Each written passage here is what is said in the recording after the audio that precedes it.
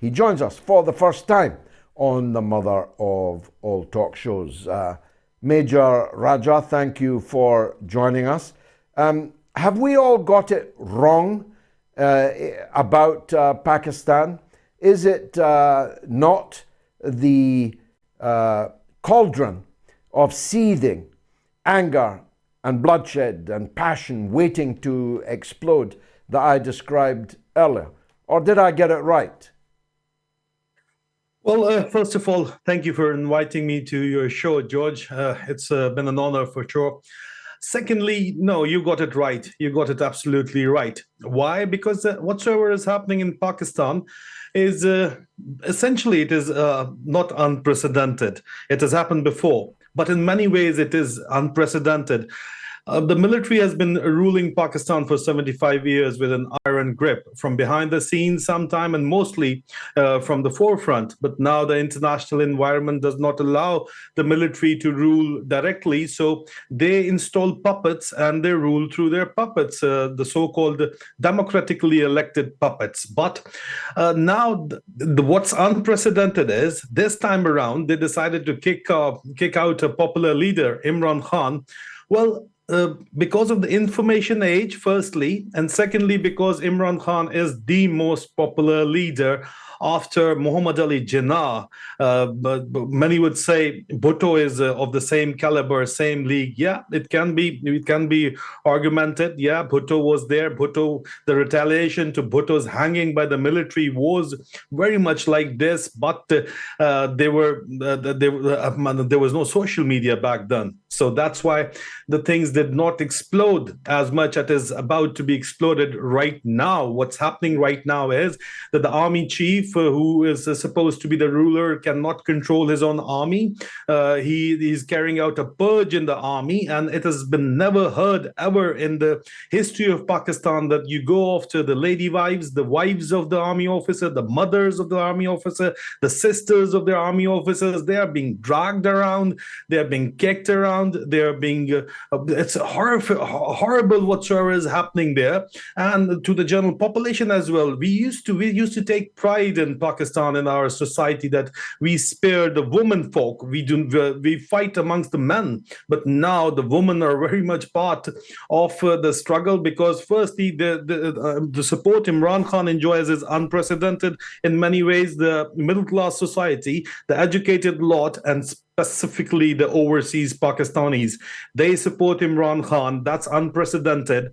And then the information age is unprecedented, and the women folk are coming out and supporting him are unprecedented. But a crackdown within the army, many army officers, I know them personally, have been put behind bars. Their wives have been put behind bars.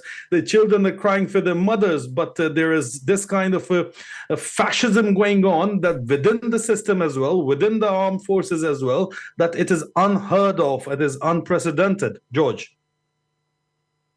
It must raise the possibility, Major, of actually civil war in the country, because the mass that supports Imran Khan, and it is indeed a mass, a bigger mass across all the provinces of Pakistan than has ever been agglomerated for any political leader before, including Bhutto Sahib, including Benazir and Nawaz Sharif and so on. Imran Khan has more supporters in all parts of the country than has ever been seen before, added to, as you say, the information age and so on. These are unarmed people, for the moment, unarmed people. But the military people have got arms, and they must be approaching breaking point. Something's got to give. Don't you think there's a real danger of fighting inside the army, a division in the army?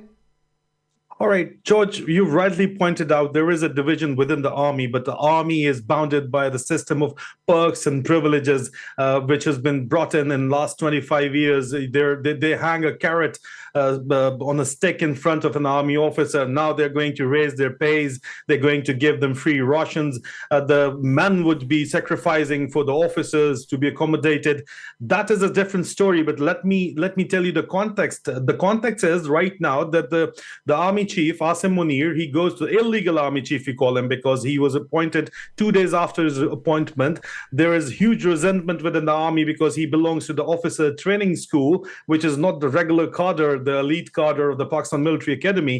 It has been abolished for about 20 years by now, but that is also one of the grievances. Then the high-handed attitude the army chief is adopting towards the lady wives and the mothers and the sisters of the army officers and the families of the army officers, so much so that the ex-army chief, General Asif Nawaz Janjua's families has been abducted and kept overnight in the jail. It is unheard of. That is going to create, there are definitely fissures within the army. The army chief dare not go to any of the field formation without wearing a bulletproof jacket and without removing each and every single bullet. Even if he's on the borders, he will make sure, his security staff will make sure that they've removed the bullets from the magazines of the guns. But overall, George, let me tell you, he went to the Chinese. He tells the Chinese that you can keep on extracting minerals from Balochistan. All right, the Chinese are happy. They're happy. They're extracting minerals, huge quantities, and they've already been doing it. And their agreements have been extended. It is our belief, and the Chinese will keep on digging in there. They'll keep on taking unaccounted for wealth, the copper and the gold, Pakistani gold. They're going to process the raw material in China. On the other hand, within the army, he's preaching all the army officer that Afghanistan is not stable. Our biggest enemy is Afghanistan right now. One thinks why? Because he has promised the Americans that all our mobile phones that is made of lithium batteries and the screens are made of the kind of minerals. They're available in abundance. Huge quantities are available in Afghanistan. The 20 years the U.S. Troops were there in Afghanistan, their corporations have already identified the sites. So they've opened up their factories in India right now. Please connect the dots. Now, he goes to the American. He said, listen, extract the minerals from Afghanistan. There's only a 5-6 hours ride via Pakistan into India. Indians are happy. Americans are happy. Chinese are happy. Well, there you go. He's got nothing stopping him for becoming the next Zia. That's what he wants to become. But there is only one hurdle, and that hurdle is Imran Khan, because Imran Khan does not compromise on the national interest of Pakistan.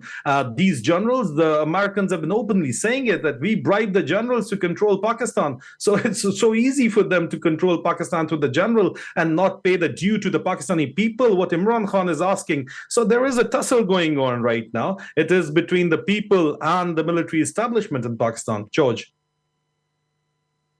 Well, I know Imran Khan very well. He's a lion of a man, always was, as a sportsman, as a political figure. He will not crack under this pressure. What about his fellow leaders of his party, the PTI? Is there any possibility that the military and the imported government, as we call them, can divide the PTI, perhaps isolate Khan a bit to weaken him? Well, George, you're very much obviously in sync with the realities on ground in Pakistan. I can see that, because this is what is actually exactly what's happening. The military, through their crackdown, they maintain files on each and every politician. Now they use the spy tactics. They use videos of immoral activities. They maintain files of corruption activities. And if they've got nothing on you, they will keep files on your family, and if still they haven't got anything, they'll go at your family. They'll abduct one of your brother or your father, maybe your mother, and they'll keep them in illegal confinement, and they'll ask for their demands. So this is what is happening in Pakistan. There is a huge quantity of people leaving Imran Khan, but the analysts say that these guys joined Imran Khan because of the military establishment. Their real party workers are still still with Imran Khan, but they are bearing a severe crackdown on them. Yeah, it's inhuman activities and torture is right now being carried out on the Imran Khan's party members. As you rightly mentioned, 7,000 people. I've got the list of each and every one out of them with me. I can share it later with your producer, who have been picked up, abducted. There is no space left in the jails in Pakistan and the safe houses. Journalists are being abducted like Imran Khan. They've been abducted by ISI's internal wing and kept in solitary confinement, and they're not part of the system even. Now the people in Punjab, the main 80% of Pakistan lives in Punjab, they're realizing what's been going on for the last 70 years with people in Balochistan, people in Khyber Pakhtunkhwa, in the tribal areas. People have been picked up, made into missing persons. Their families, they keep on searching for them, but they're nowhere to be found in the system. So this is what has been going on, and now, it is happening with the mainstream Pakistanis. So now they realize what happened in 1971 with the East Pakistanis. The history of Pakistan is being rewritten in this last 13 months. Let me tell you that. What do you expect to happen tomorrow, sir? Imran Khan has indicated he expects to be arrested. The last time they arrested him in a courtroom, the judge declared that the arrest was illegal, although nobody paid any price for making an illegal arrest of their former prime minister. Do you expect that to happen again tomorrow? Yeah, I think right now what Imran Khan's main party members, they've been abducted in thousands and thousands. So there will be a reaction. They will definitely test the resolve of the Pakistani people. If he gets away tomorrow, maybe later, they will definitely pick him up, because the army chief is going to garrison. He's meeting officers, and he's shouting at the top of his voice, using the complete force of his lungs. His mouth is foaming once he's talking to the officers, army officers, and he's openly abusing Imran Khan using gutter language. And nobody else but Zalmay Khalilzad has mentioned that, and I can confirm that that's what's been happening. And he's been abusing Imran Khan, and it's a personal match for him. And he just wants to go at Imran Khan under all circumstances, but his own army is not supporting him. And one of the general officers, while talking to me, said that, listen, this guy, he was referring to the army chief, he said he's just a pile of shit. If he is not a general, we would not have even saluted him. We would not have respected him. There's a personality. He's got certain inferiority complexes. He was a ranker. He joined us as a ranker. Then he was not recommended by the Inter-Services Selection Board twice. Then he used a backdoor to enter in the army from the officer training school, which has been disbanded so far. So people don't like him in the army, but still he's going at Imran Khan because it's a matter of survival for them. They're scared of Imran Khan. So yeah, Imran Khan can be put into jail again, but Imran Khan is not willing to come out. My sources say that Imran Khan has been offered the safe exit from Pakistan, but Imran Khan is not willing to take the safe exit. He said that I will stay here and I'll fight. And this is what he's doing right now. Well, a personal match against Imran Khan, the skipper, the captain, has been the downfall of many an opposition bowler and indeed batsman. Adil, Major, thank you very much indeed for joining us. I hope you'll stay in touch with the mother of all talk shows, because I don't know how great a major you were, but you're a brilliant analyst and talker.